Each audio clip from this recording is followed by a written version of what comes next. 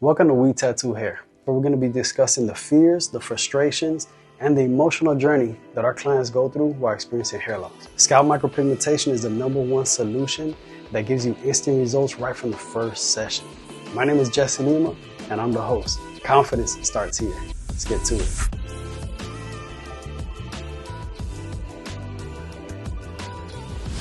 My name's Steve Connor.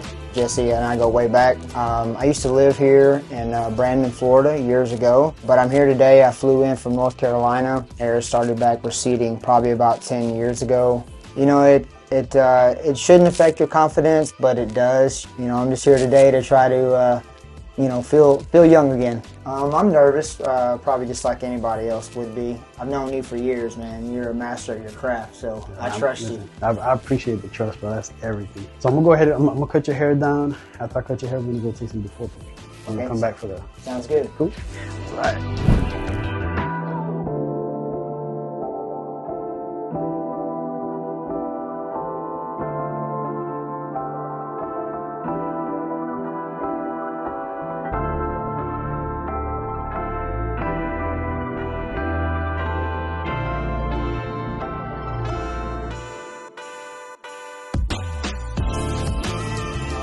So I can see all like your little hair follicles. You can see the gaps in between your natural hair follicles, and that's exactly what I mimic.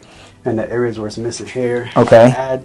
You have a little bit of density back here where it's thinning out. So I add in between in all the little gaps that's missing hair. So that's pretty much how we do as a people. Okay. And then we blend in to whatever is existing. So I'm not just only gonna fill this corner and then that's it. I'm actually gonna come into your hair. And there's little sections where you have little gaps of hair that's missing. So I fill those in. And the reason I do that is because in the next like 5 years, if you continue to recede, you're never going to see a separation. Like you're not going to see SMP dots, skin, and then your follicles. Okay. I want it to blend in. What you'll start seeing is that it starts looking a little bit lighter where it connects. Okay. And now you know it's time to get a touch up. Okay. We're going to go and take some before pictures right now, and then we'll come back over here to map out the hairline. Okay, sounds good. Steve, so now we're about to take some before pictures. How do you feel? I'm a little nervous, but I feel good. I feel confident, man. I'm ready to do this. I'm gonna have you take a seat right here in this barber chair. All right. You know, I do have to take pictures of everybody, and the reason I do that is so that obviously, so we have some to compare, so you can see before and afters, and then also keep the pictures with the contract, because we're gonna sign a contract, you know, that you're allowing me to work on you. It's for your safety and for my safety. One of the biggest things on my contract is if I was to mess up in any way, shape, or form, I give you 100% of your money back. I pay for the laser tattoo removal, and I'll do it again for free if you want me to do it. And with the pictures, if you're not okay with showing your face, then I won't show your face. So that's in the contract too. All right, so you okay with me showing your face? 100%. Let's do it.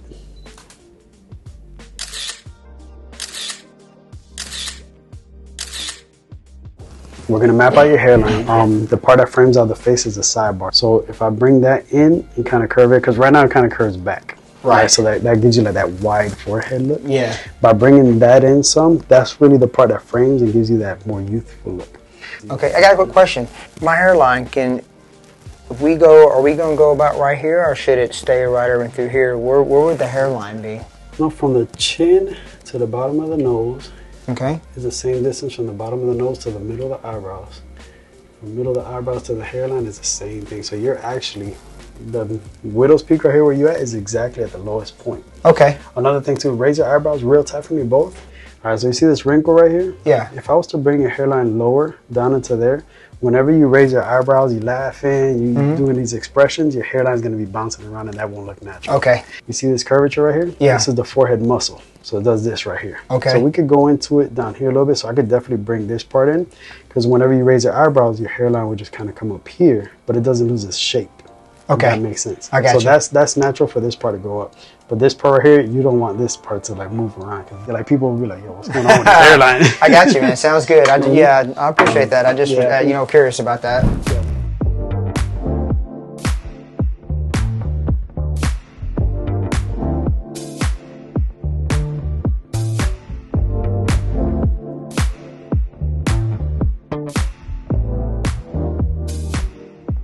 I want you to take a look at it, right? This is pretty much the lowest point of your hairline. Okay. All right. So from there down is where the forehead muscles are. So we don't want to go anything lower than that. Okay. This guy right here, the second one that follows this one right here, from this point back, that's going to be the full density. So this whole area right here is going to be nice and perfectly full, just like this. But between those two areas, that's where I started to separate the dots and sprinkle them through. That's where you create that soft hairline at. Okay. All right. And then these are just references right here to like where you're thinning at. So if you turn to the side, you see kind of goes right here and it kind of kicks back. So I'm going to be adding density in these areas to match exactly how your density is here. So inside of here is where you have the most amount of balding. And then around this area, in between this space right here, it starts to kind of diffuse out. And then this is where the full density is. Same thing like up here, your density is really full in here compared to here. So in this area, I'm only going to hit just a couple of the little gaps that are missing. So the goal today is to make this match this so that everything looks perfectly even. Okay. When I do your second session, that's when I fill from the front hairline all the way through to the back, if you want to create more volume and more definition on the top to make it look like a fade. Okay. That makes sense? Yeah.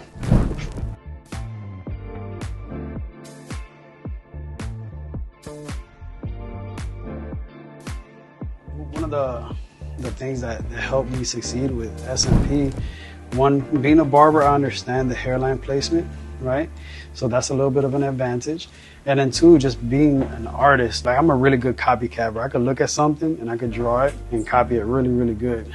So looking at your hair follicles and matching in the areas that you're missing, like that's so easy. Like it's easy to do, but it's easy to mess up at the same time.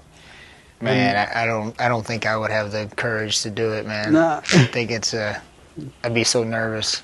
I looked online and did my research. I've seen some bad ones out there. That was one of the things that I really like after seeing a lot of your work, is everything looks very defined and very natural.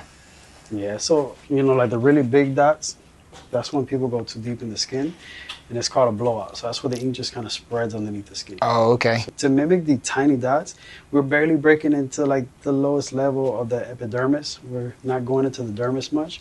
Once you go into the dermis, there's other fluids in there that mix in with the ink. Okay. And what it does, it waters down the color even more. So that's how you get those blues and those greens. And then the ink expands, and that's how you get those big old blowouts. Oh, okay. So that's what you want to avoid. So that's really the only way to mess up. And then when it's like very blurry, a lot of times that's called oversaturation. People fill it in way too much. Like right from the first session, you have really tight hair follicles. So I'm going to get as close as possible, but I'm going to still be a little more spread out. Okay, if I get too tight, those little dots could actually merge into each other, and then it creates more like a shadow, like a blur. That's called oversaturation. So a lot of times, you know, like I told you, it's going to take 3 sessions to make yours look perfect. That's because I'm going to leave those little gaps in between the dots so that they heal individual and they don't merge into each other. Let's say later down the future, 5 years from now, you come back, get a touch-up. I'm not adding more density, only if there's areas that's missing because you've receded more hair. But I'm going back and I'm touching up some of the same little dots that you already had because I don't want to oversaturate your skin and then you just have this stain on your scalp that looks like a tattoo. Okay, that makes sense. Because obviously you don't want nobody to notice. Right. Right? Yeah, the more natural, the better. So I got this chart right here. This is what I use to figure out the color mixture. So you can see like the different shades right here.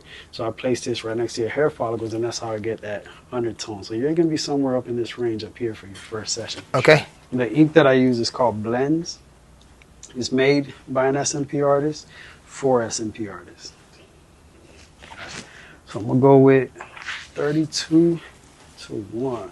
So this is the ink right here. Okay. That I use right here. So again, it's made for SMP, strictly for SMP. This isn't tattoo ink. So it is a rich black, right? And what I do is I dilute it, right, in order to create that grayish tone that you have. Okay. So when I said I'm gonna do 32 to 1, so it's like 32 parts distilled water and then 1 part ink. So it creates a very light grayish shade. Okay. And if you had like brown hair, red hair, anything like that, then there's a neutralizer that we add to it that kind of takes it from black, gray color to like a light brownish color. So it doesn't matter if you have blonde hair, red hair, brown hair, like we can match whatever the hair follicles look like when it's shaved down. Okay. All right. I'm using this 004 size needle. So 043RL, so it's basically a 0.17 millimeter needle. So it's extremely tiny. Let me show you. You can see the tip of that needle. Okay. It's really, really tiny. And all I'm doing is literally the very tip of that needle is all that's going into the skin.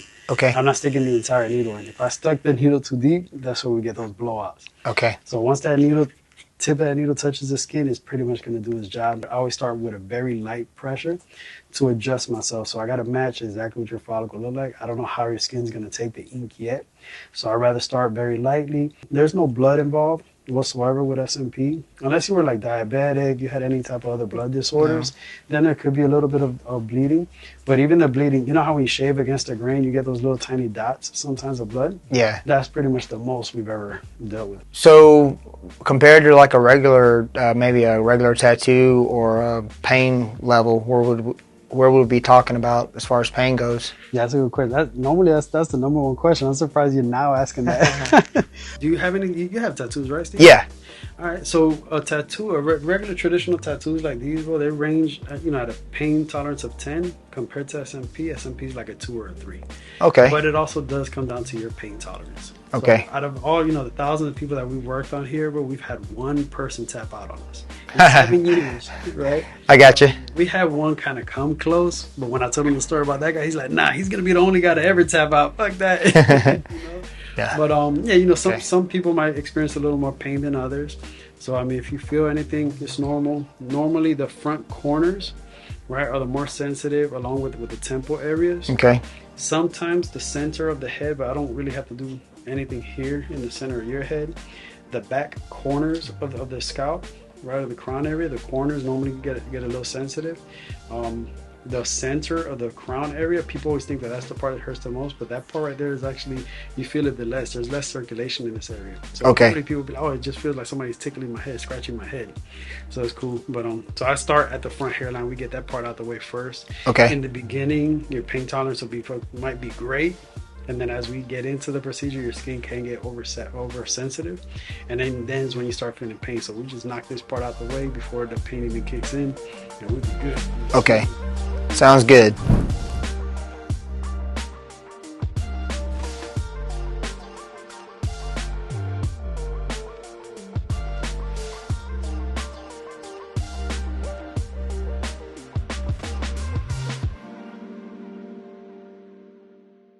I'm just glad that it's, I found an alternative and someone that I can trust to bring this hairline back.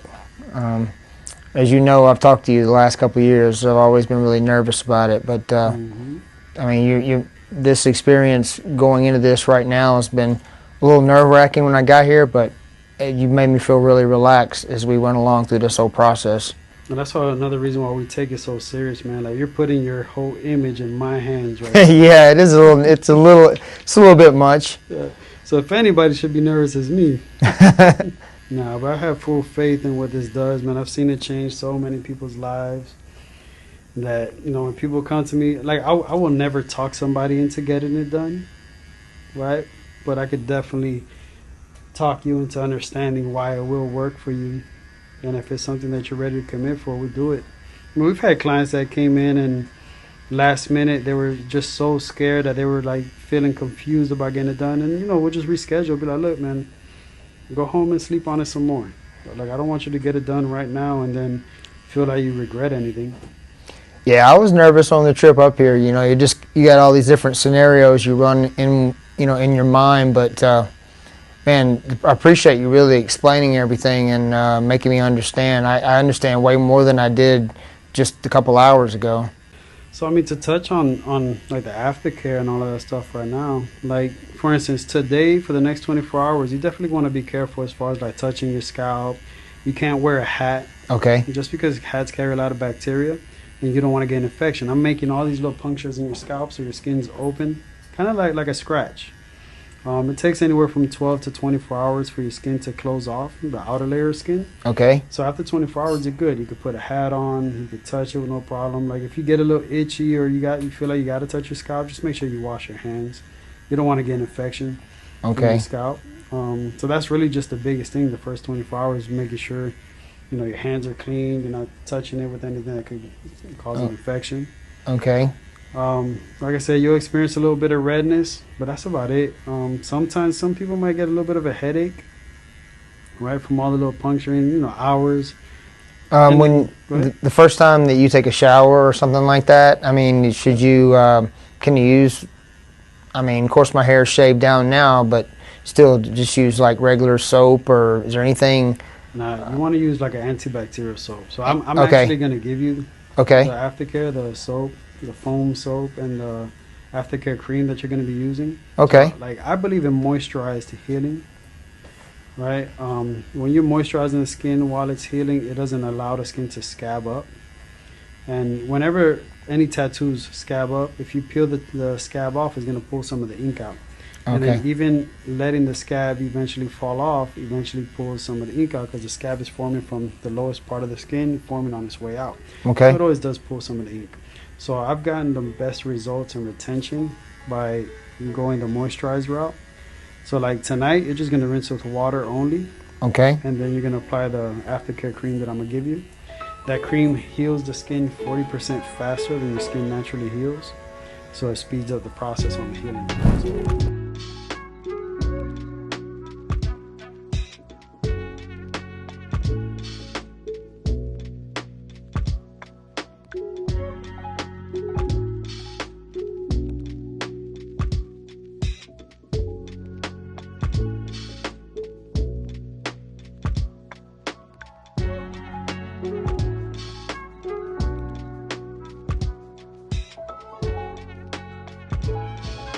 I'm pretty much almost done, bro. Just blending into your existing hair follicles on the sides. Okay. And we're about to be done, man. How you hanging in there? I'm good, man. I was really curious to what it would feel like against the scalp, you know, the procedure, but it's very tolerable. It's not been uncomfortable at all. So on a scale of 1 to 10, where would you rate it for you? About a 2 or 3. Yeah. It's not bad at all. It's the unknown, right? Like people think of tattoo and poking the head. You're thinking like your scalp is like the most sensitive, but it's really not. Yeah, I'm surprised. I actually thought it would probably be more painful than what it is. I mean, you just have no way of knowing, but it was very tolerable.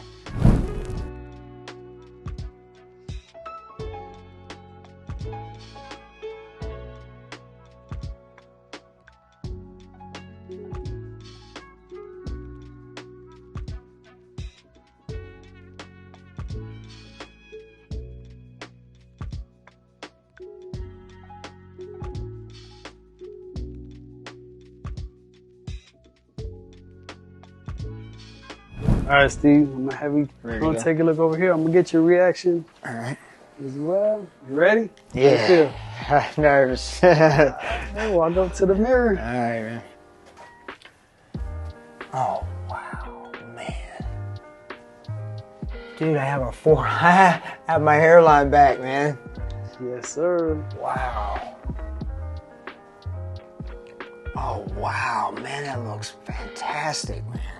It's so blended back there, man. Right. Man, it looks great, man. Seamless. How you like the placement of the hairline? Man, it looks fantastic. That's amazing, man. It looks great, man. Thank you, man. Appreciate it, man.